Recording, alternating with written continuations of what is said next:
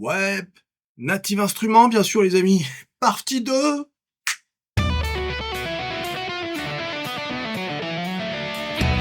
Voilà, alors, le PDG de Native Instruments a fait une déclaration. Donc, c'est Nick Williams qui a tenté vraiment de rassurer, hein, mais vous savez comment ça marche, hein, bah, tu sais, quand un PDG comme ça essaie de rassurer, en disant que tout va pour le mieux, vous inquiétez pas, restez, restez.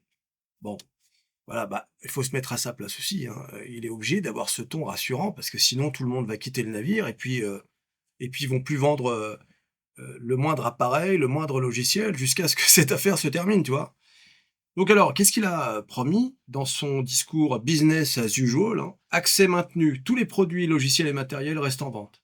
Les services comme Native Access pour le téléchargement et l'activation restent pleinement opérationnels. Support technique, les équipes de support client sont toujours actives et l'équipe NKS Partnership continue de traiter les licences Contact Player. Développement, il a affirmé que les ingénieurs travaillent toujours sur de nouveaux produits et fonctionnalités. La mission, Williams a réitéré que l'objectif de l'entreprise reste d'inspirer et de permettre aux créateurs de s'exprimer.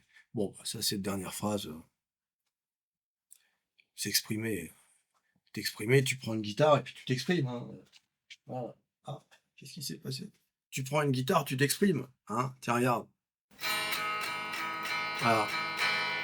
Une guitare complètement désaccordée, regarde. Regarde ce que ça donne, désaccordé. Un peu. Ah ouais, j'aime bien jouer avec des guitares désaccordées parfois parce que tu vas jouer n'importe quoi, un truc que tu connais, et puis ça va te donner un truc inattendu, tu vois? Et que tu vas pouvoir réutiliser peut-être ailleurs. Enfin bon, ouais, j'ai dû le faire 2 fois. Un peu. Comment ça marche? Ouais, ouais, ouais. Comment j'ai essayé de transformer un truc que j'ai dû faire 2 fois dans ma vie en une sorte de tradition, que je fais 1 fois par semaine. Un peu comme ça. Oh l'escroc! Ouais. De toute façon sur cette chaîne, vous savez pourquoi on est là, hein? Bah voilà, bon, ah, je crois qu'on s'est compris, hein? Bon. Hein? Donc vous avez bien fait. Que signifie réellement bon, on va pas revenir sur l'insolvabilité et cetera de Native Instruments, des conséquences judiciaires. Voilà, il faut juste, comme on dit pour la guerre, espérer le meilleur et se préparer pour le pire, quoi, si j'ose dire. Alors important concernant Isotope et Plugin, Alliance, bien que faisant partie du même groupe, Plugin Alliance a explicitement déclaré de ne pas être concerné par ce dépôt de bilan et continue de fonctionner normalement. Concernant la stabilité des serveurs, la plus grande crainte des utilisateurs concerne le système d'activation en ligne. Pour l'instant, les serveurs fonctionnent, mais la communauté est divisée entre l'optimisme d'une renaissance de Native Instruments et la prudence. Ouais, c'est ce que je vous disais. Alors bien évidemment, c'est vrai que ça sent pas bon, hein. Moi, c'est un truc qui m'avait complètement échappé, mais Native Instruments, par exemple, n'était pas présent au NAMM 2026, qui vient de se terminer là. J'ai même pas, que tilté là-dessus, tu vois? Il y a un autre truc qui aurait dû me mettre la puce à l'oreille, mais c'est vrai que c'est une news qui m'est un peu passée sous le nez. C'est le fait que le deal entre Bridgepoint et Bain Capital est échoué. En général, quand des deals échouent comme ça, c'est que bon, ceux qui regardent les comptes, parce qu'avant un deal, tout le monde consulte les comptes, tu vois? Bah, quand ça échoue comme ça, c'est soit parce qu'ils arrivent pas à se mettre d'accord sur le prix, soit parce que, bah, il y a un loup. Il y a un loup dans le dossier, tu vois? Et quand c'est flou, c'est qu'il y a un loup. Tu sais, c'est un peu comme, Airbus qui, heu, qui devait investir dans Atos. Je rigole, on n'est pas sur Métamorphose 47 ici. Je rigole. Ah, ils ont vu les comptes, ils se sont barrés. Tu penses bien? Bon, en tout cas, une chose est certaine, le premier signal qu'il faudra regarder, c'est les mises à jour, hein. Dès qu'il commence à plus y avoir de mises à jour ou qu'il se passe plus rien, en fait, c'est que bon, voilà, tous les ingénieurs, les employés ont commencé à se barrer vers d'autres sociétés. Ah et c'est comme ça, hein, faut bien bah, les mecs, ils doivent trouver du boulot aussi, tu marrant. Et en général, dans ce genre de situation, ce sont les meilleurs qui s'en vont en premier, hein. Voilà.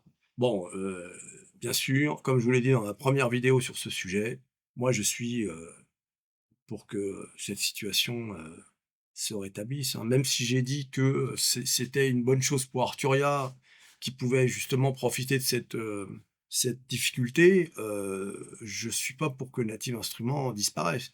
Ils ont quand même fait des produits, de très bonne qualité. Il y a une réflexion que certains d'entre vous se font, c'est, en gros, c'est la faute de l'intelligence artificielle. Bah, c'est pas tout à fait faux, en fait, puisque, vous le savez, il y a des services d'intelligence artificielle qui, désormais, font, des chansons, à la demande. Tu écris une ligne: «Voilà, j'aimerais une chanson d'amour, dans un style, de country music, et cetera, voix avec guitare acoustique», et le truc, il te sort la chanson. Il y a aussi, les polémiques avec les artistes, fake, les artistes IA qui sont sur les plateformes de streaming et qui ont un succès énorme. La meuf là, j'ai oublié son nom, tiens, je ferai une vidéo là-dessus d'ailleurs, qui fait un carton et qui a même ils ont il comme tout le monde disait: «C'est une IA, c'est une IA», ils ont fait une vidéo avec elle en train de dire, «Je suis une IA, mais je ressens les choses» ou je sais pas. Ah ça y est, on y est là. Donc forcément, on peut imaginer qu'il y aura moins de demandes pour le matos de musique, puisque peut-être même des gens dans la musique, et des gens comme toi et moi, vont se mettre à se dire: «Oh écoute, on va plus s'emmerder, allez, je vais sortir», tu vois? Alors où est le plaisir là-dedans? Je Moi je vois bien le processus quand tu fais de la musique, c'est de chercher les paroles, le la musique, faire les arrangements, mixer et cetera, voir le résultat, tu sais? Tu s'il suffit juste de taper, une phrase dans une IA et la chanson elle te sort toute faite, mais il est où le plaisir? Tu en plus c'est même pas toi qui joues, enfin, il y a même pas de mérite, quoi. Voilà, mais il faut pas rêver, hein. Quand il s'agit d'oseille, bah, il y a pas de scrupules. Il y a beaucoup de gens qui vont faire ça. Voilà, donc ça il faut se le dire. Et puis il y a les services intermédiaires. C'est-à-dire, tu peux écrire la chanson avec, les accords, les machins, et puis tu vas plus t'embêter à faire les arrangements, les enregistrements, c'est là que tu vas intervenir. Tu vas faire intervenir l'IA, par exemple. Voilà. C'est-à-dire que, OK, tu es le créateur de la chanson, mais tout le reste, tu peux faire intervenir l'IA à différents niveaux, tu vois? Par exemple, là, récemment, j'ai testé un service comme ça, de mastering et c'est vrai que, bah, c'est bluffant. Voilà. Alors j'étais pas complètement satisfait puisque le niveau était le même que non masterisé. Donc là, là, il y a un problème, tu vois? Donc là, c'est clairement, c'est un bug. Enfin, je sais pas ce que c'est, mais on verra, je leur ai envoyé un mail. Donc forcément, ça va avoir un impact. Mais je pense que, Native Instruments, à mon avis, la grosse faute de Native Instruments, c'est qu'ils ont eu les yeux plus gros que le ventre. Là, ils ont voulu faire des acquisitions, en veux-tu, en voilà, et puis finalement, derrière, il faut suivre, quoi. Ouais, les amis, bah, retour au prochain épisode, hein, sur le parce que si on n'a pas fini d'en parler.